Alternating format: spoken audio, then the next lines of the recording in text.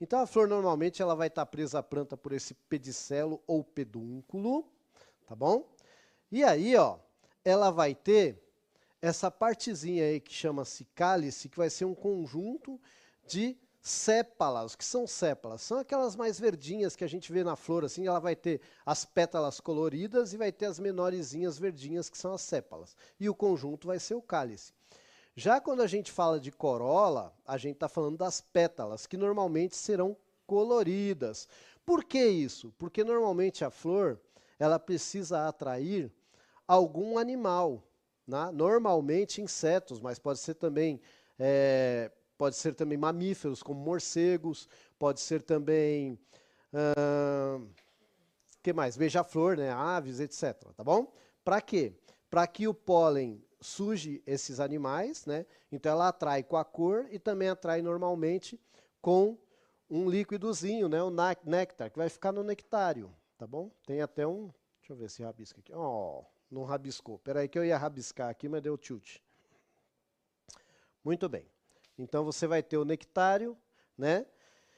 E enfim, você vai ter o restante aí da flor, mas eu vou mostrar mais para vocês. Bom, então já respondendo a pergunta, sim, a flor é o órgão reprodutor da planta que tem flor, porque nós vemos todas as outras que não têm flor e também se reproduzem. Então, na planta que é angiosperma, que tem flor, vai ser o órgão reprodutor, tá bom? Bom, vamos continuar com a figurinha aí, vou passar para frente. Isso. Então, ó, vamos ver a parte masculina, o que representa esse símbolozinho com essa setinha aí. Então, ó, você vai ter aqui, ó, o filete, tá? E aqui você vai ter a antera. E o que vai ter aqui dentro da antera? O tal do grão de pólen. Olha lá. Ó.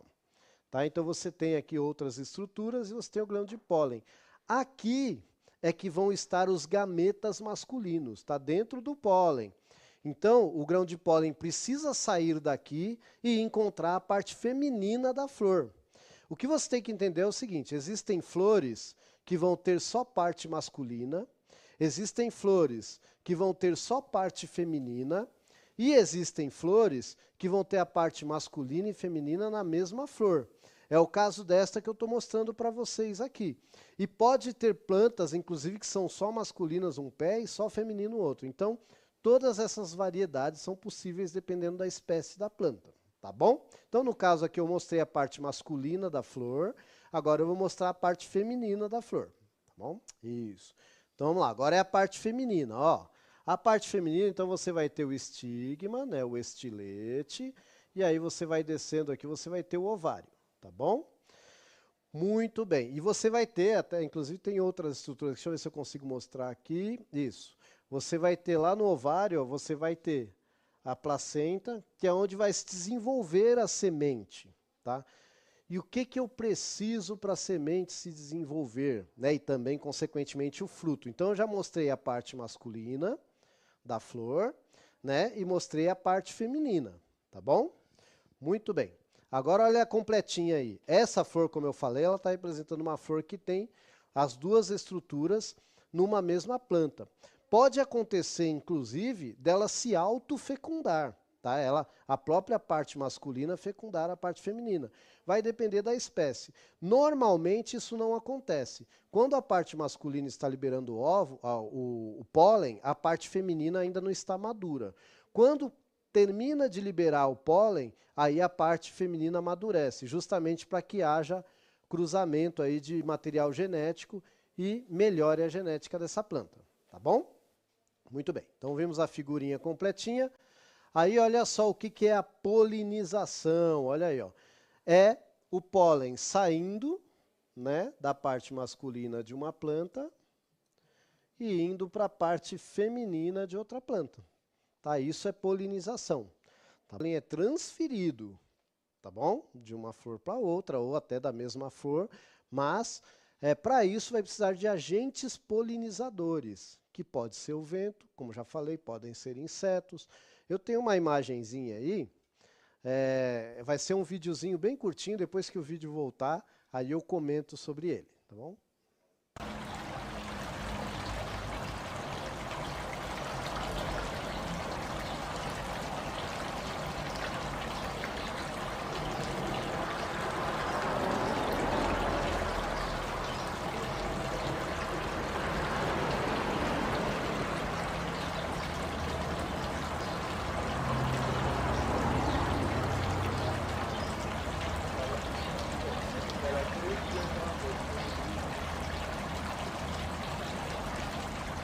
cheia de pólen aí num girassol, não é isso?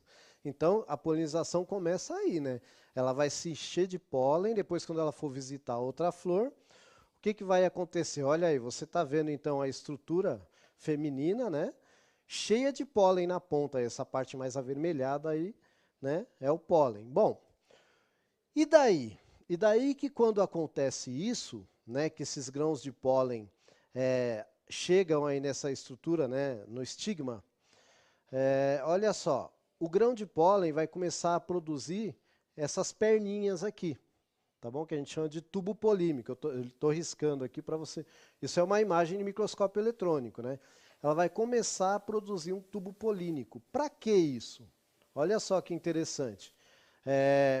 Aqui está o pólen. Então, essa aqui é a parte do material genético que eu estou circulando, tá? Aqui está o pólen, ó, ele vai criar um tubo polínico aqui para chegar até onde o gameta feminino está, tá bom? E aí, vão sempre descer dois pólens, né? Um vai ser responsável lá por fecundar a oosfera, que é a parte feminina, enquanto o outro vai produzir a parte da nutrição que você encontra na semente. Então, quando que ocorre aí essa produção do tubo polínico? Você imagina assim, quando você planta uma sementinha, ela não começa a criar raiz, é mais ou menos isso. Lógico que eu estou falando de uma forma bem simplificada, mas aí o pólen cai lá na parte feminina da planta e ele gera uma espécie de uma raiz, que na verdade é o tubo polínico, que precisa chegar até uma oosfera para levar o material genético. Tá bom? E aí vai se dar então a fecundação, né? Muito bem. E aí eu quero saber, houve a fecundação, beleza. Então eu quero saber a partir daí, de onde vem o fruto, se vou daquela situação, né, do tubo polínico se desenvolver tal, e há a fecundação, então há esse amadurecimento deste ovário, que é o fruto. E aí, gente, a gente vai ter diferentes tipos de fruto, é lógico que vocês podem, aqueles que querem aprofundar nesse assunto, ver por que às vezes o fruto é mais simples, às vezes ele é mais complexo, e isso está ligado na forma com que essa polinização, depois que ocorre a polinização, na forma do desenvolvimento ali, tá bom?